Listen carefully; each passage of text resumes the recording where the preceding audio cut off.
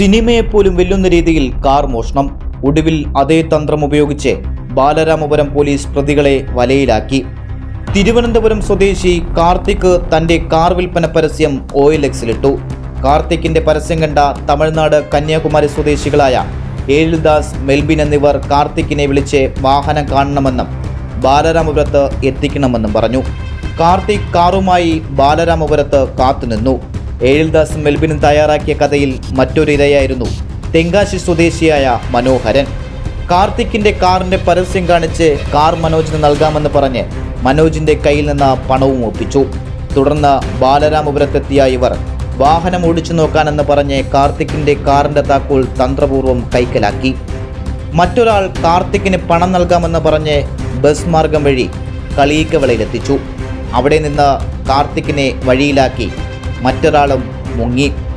മണിക്കൂറോളം പണത്തിനായി കാത്തിരുന്ന കാർത്തിക്കിന് മനസ്സിലായി താൻ ചതിക്കപ്പെട്ടുവെന്ന്. ഒടുവിൽ അവിടെ നിന്ന് കാർത്തിക് ബാലരാമപുരത്തെത്തിയപ്പോഴാണ് തൻ്റെ കാറും നഷ്ടമായ വിവരം അറിയുന്നത്.